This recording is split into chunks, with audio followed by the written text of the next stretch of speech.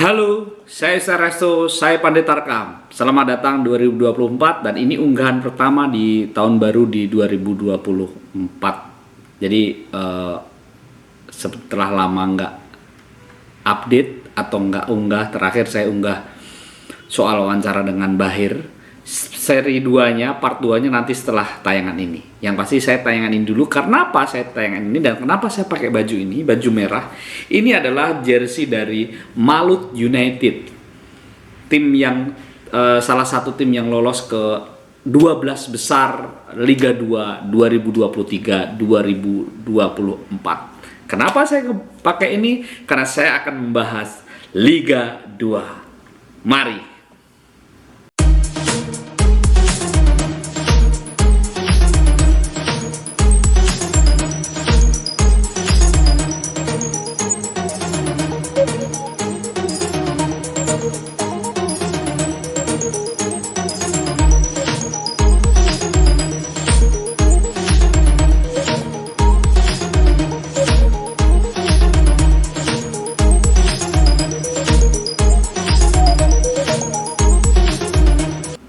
Yes, Liga 2 menarik menurut saya, walaupun banyak dilema, banyak masalah, banyak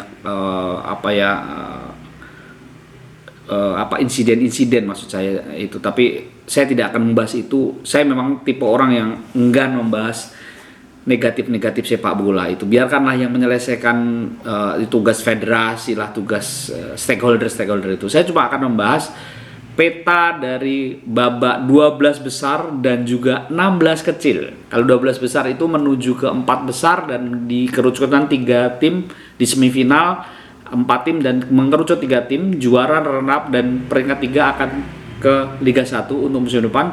Dan di 16 kecil itu adalah playoff degradasi.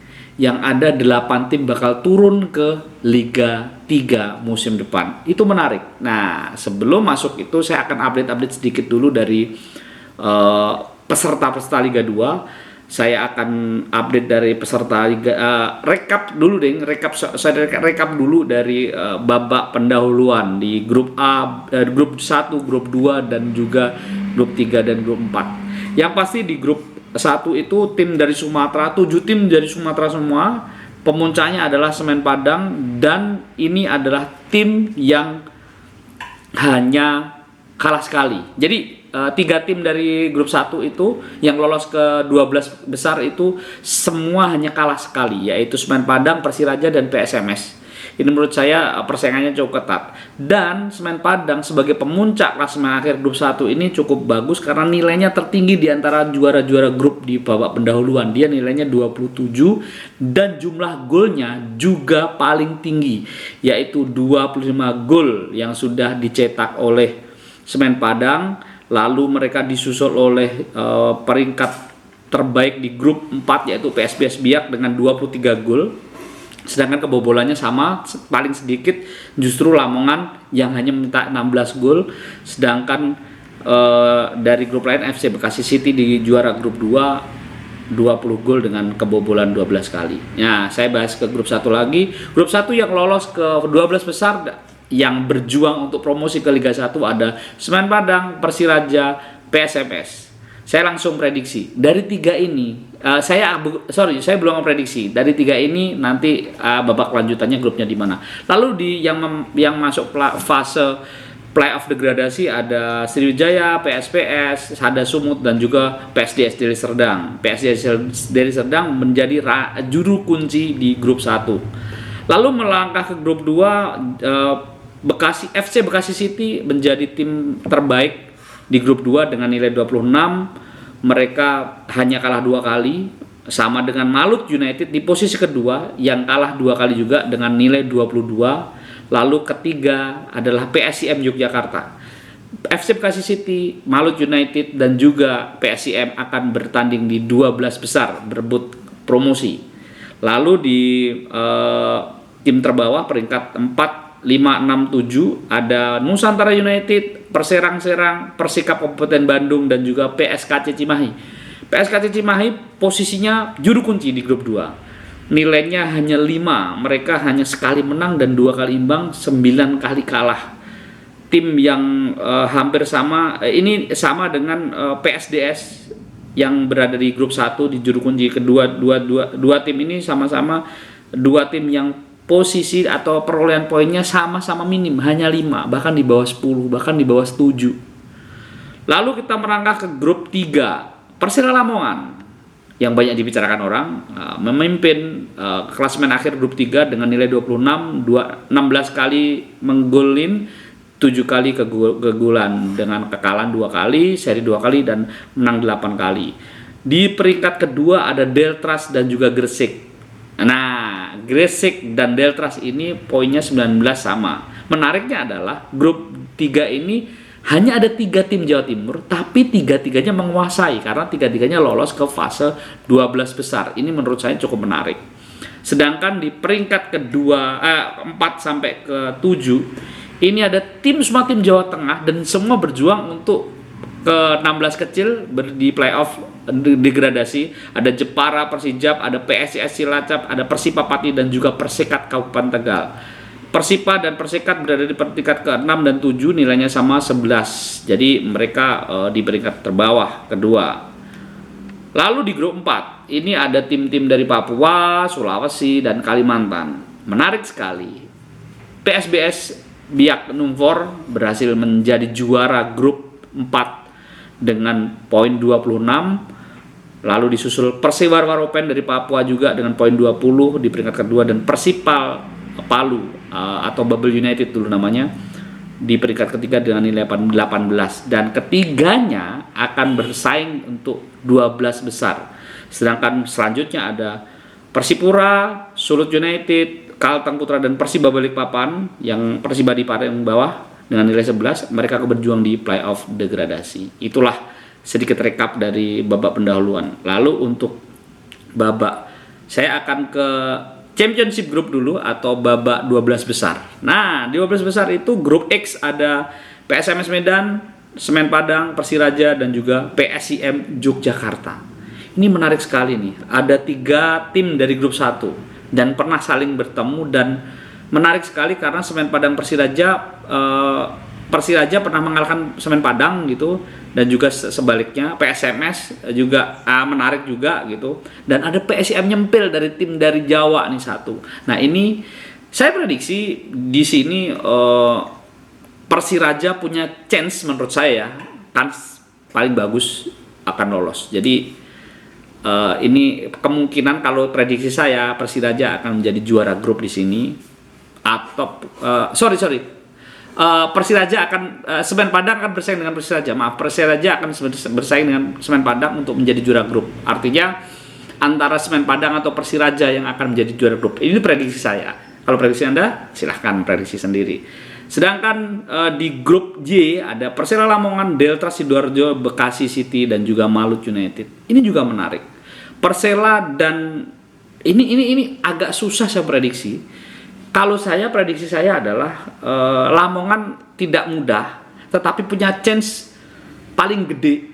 Tetapi Bekasi City dan Malut United akan menempel di posisi kedua atau bisa menyodok. Jadi kalau persenannya bukan mengecilkan arti Deltras ya, tapi Persela, Bekasi City, dan Malut chance-nya lebih besar dibandingkan Deltras. Menurut saya seperti itu.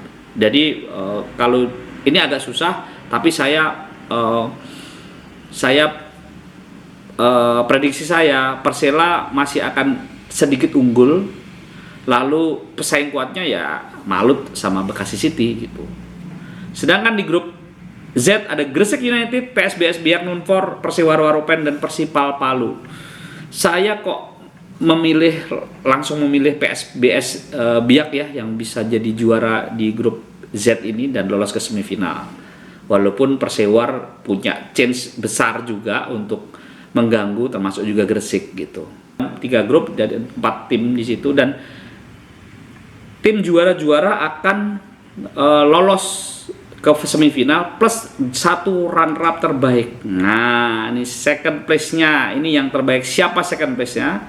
Nah, untuk second place saya punya jagoan Malut United yang saya jagokan, Malut United atau FC Bekasi City atau Persiraja. yang akan menjadi second place, jadi satu tim yang akan naik ke fase selanjutnya.